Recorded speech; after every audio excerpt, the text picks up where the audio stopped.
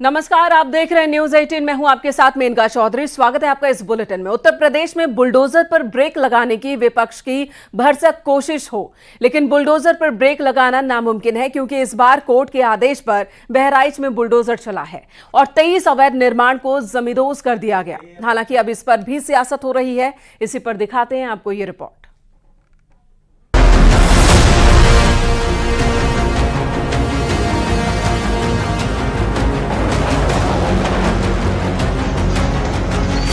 आज आप देख रहे होंगे ये माफिया गिड़गड़ा रहे हैं, कह रहे हुजूर एक बार जान बख्श दो बस। उत्तर प्रदेश में अपराधियों का एनकाउंटर।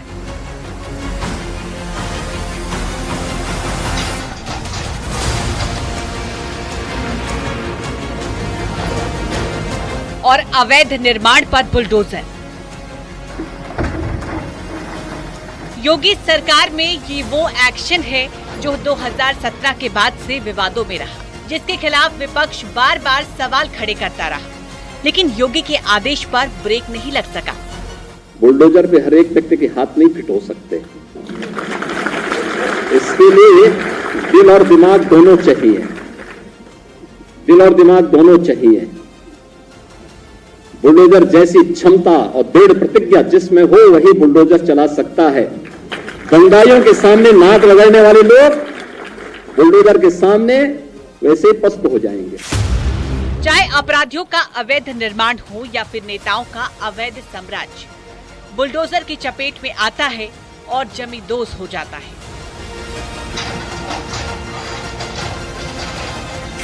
कैसरगंज तहसील के सराय जंगला गांव में लगातार बुलडोजर की कार्रवाई चल रही है। मेरे पीछे आप देख सकते हैं बुलडोजर से देखिए घर गिराया जा रहा है। ये घर 23 घर ऐसे हैं जो सरकारी ज़मीन को अतिक्रमण करके बनाए गए थे।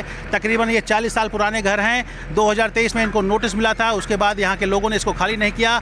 एक महिला हाईकोर्ट गई, हाईकोर्ट से आदेश आया है, उसके बाद हाईकोर्ट का यहाँ पालन करा जा रहा है। तहसील प्रशासन के लोग मौजूद हैं, पुलिस प्रशासन के लोग मौजूद हैं, पीएससी बल मौजूद है। सारे सुरक्षा मानक हैं वो पूरा करते हुए उसके बाद बुलडोजर कार्रवाई की जा रही है। आप देख सकते हैं 3 बुलडोजर लगे हुए हैं। तीनों बुलडोजर द्वारा लगातार कार्रवाई की जा रही है और ड्रोन भी सुरक्षा मानकों में का जो एक पहलू अंग है वो भी यहाँ पे देखिए उड़ता हुआ दिखाई दे रहा है। ड्रोन भी है। तो ये लगातार जो कार्रवाई चल रही है तहसील प्रशासन की तरफ से कार्रवाई चल रही है, हाईकोर्ट के निर्देशानुसार चल रही है। तकरीबन 23 लोग ऐसे हैं जिन्होंने 40 मकान इस ज़मीन को कब्जा करके बनाया था। तकरीबन 50 साल पुराने घर हैं, लेकिन उसके बाद अब ये कार्रवाई यहाँ चल रही है। घर गिराने की कार्रवाई प्रचलित है। कुछ ऐसी तस्वीर बहराइच से आई, जहाँ कोर्ट के आदेश पर सराय जगना कस्बे में बुलडोजर एक्शन हुआ। अवैध अतिक्रमण को मिट्टी में मिला दिया गया, क्योंकि सरकारी जमीन पर पिछले 40 साल से घर और दुकान बेधड़क निर्माण हो रही थी। ये जो कार्रवाई हो रही है वो सरकारी भूमि पर 3 गाटा संख्या थी जिस पर अतिक्रमण था। उसमें हाईकोर्ट का आदेश था कि उसको जल्द से जल्द अतिक्रमण मुक्त किया जाए। उसी क्रम में ये कार्रवाई की जा रही है। और कितने मकान हैं इसमें? 23 स्ट्रक्चर हैं, जिसमें से 11 दुकानें थी और 4 लगभग ऐसी जगह हैं जहाँ लोग नहीं रहते पर बाउंड्री वॉल वगैरह से घिरा हुआ जगह था। अब जब कोर्ट के आदेश पर बहराइच में कार्रवाई शुरू हुई तो दर्द समाजवादी पार्टी को होने लगा।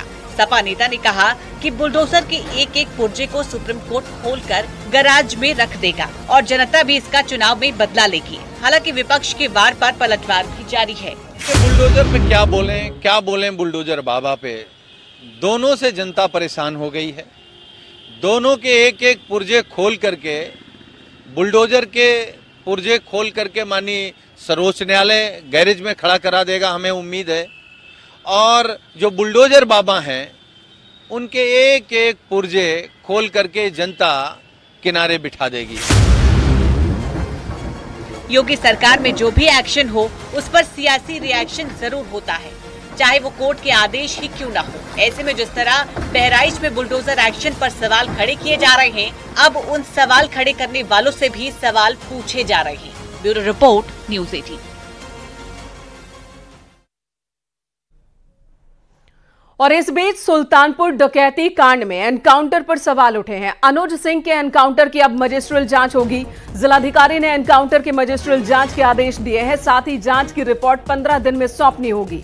23 सितंबर को उन्नाव में अपराधी अनुज सिंह पुलिस से एनकाउंटर के दौरान ढेर कर दिया गया था, जो सुल्तानपुर डकैती कांड का आरोपी था और उस पर 1 लाख का इनाम भी था। अब अनुज के एनकाउंटर की जांच बिठाई गई है। मजिस्ट्रियल जांच होगी और 15 दिन के अंदर ये जांच रिपोर्ट तैयार करनी है।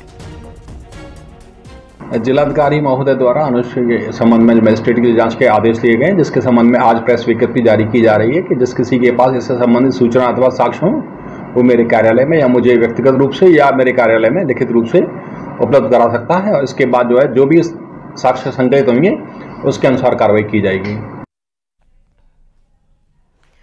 खबर कुशीनगर से। जाली नोट कांड में अब कुशीनगर पुलिस कांग्रेस के पूर्व प्रदेश अध्यक्ष अजय लल्लू से पूछताछ करेगी। जाली नोट कांड में औरंगजेब के साथ अजय लल्लू की फोटो वायरल हो रही है।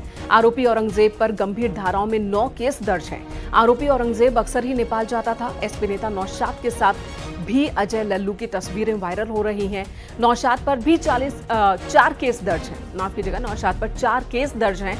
कांग्रेस नेता अजय लल्लू पुलिस की कार्रवाई पर सोशल मीडिया पर लगातार सवाल उठा रहे हैं। कांग्रेस नेता स्थानीय विधायक भी रहे हैं।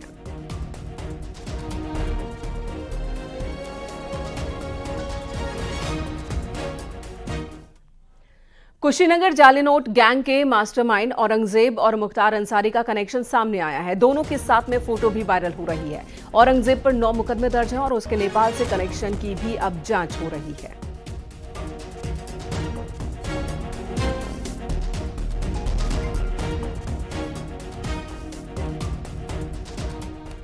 सरकार की ओर से जारी फरमान, जिसमें नवरात्रों में दुर्गा चालीसा और अखंड रामायण के पाठ पर बरेली के उलेमाओं ने राय दी है।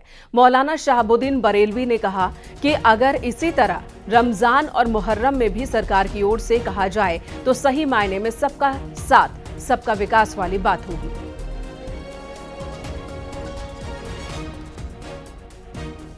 जब मुसलमानों का त्योहार आए, जैसे मुहर्रम है, ईद मिलादुन नबी है, शबे बारात है, रमज़ान शरीफ है, तो इन मौक़ों पर भी इसी तरीके से उत्तर प्रदेश सरकार का संस्कृति विभाग आदेश जारी करे और ये कहे, स्पष्ट कहे कि मुसलमान भी अपने आयोजन करें, अपने प्रोग्राम करें, अपने धर्म कर्म के जो काम हैं, प्रोग्राम हैं, उसका बड़े पैमाने पर आला और शानदार तरीके से आयोजन करें।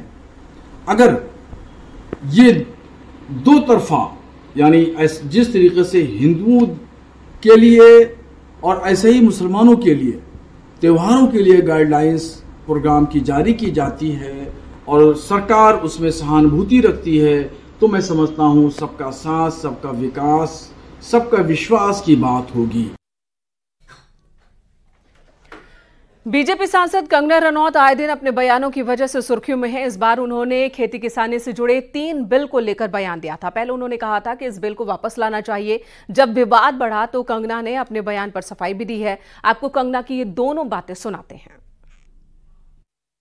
किसानों के जो लॉज हैं वो मुझे लगता है जो रिपील हो गए हैं वो फिर से लगने चाहिए। हो सकता है कंट्रोवर्शियल हो जाए, लेकिन मुझे लगता है किसानों के हितकारी लॉज वापस आने चाहिए और किसानों को खुद इसकी डिमांड करनी चाहिए, और ताकि हमारे किसान भी जैसे बाकी जगहों पे समृद्धि हो रही है, हमारे किसान की समृद्धि में कोई ब्रेक ना लगे।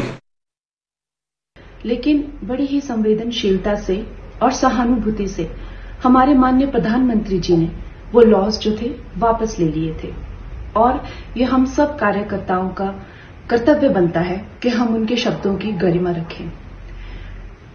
मुझे ये बात भी ध्यान रखनी होगी कि मैं अब एक कलाकार नहीं, भारतीय जनता पार्टी की कार्यकर्ता हूं, और मेरे ओपिनियंस अपने नहीं होने चाहिए, वो पार्टी का स्टैंड होना चाहिए। तो अगर मैंने अपने शब्दों से और अपनी सोच से किसी को डिसअपॉइंट किया है, मुझे खेद रहेगा। I take my words back.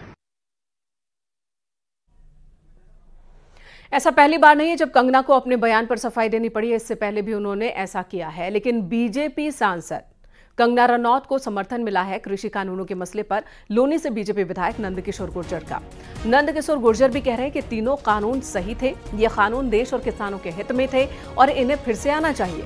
इस बिल के खिलाफ खालिस्तानी और आईएसआई के लोग सक्रिय हुए थे।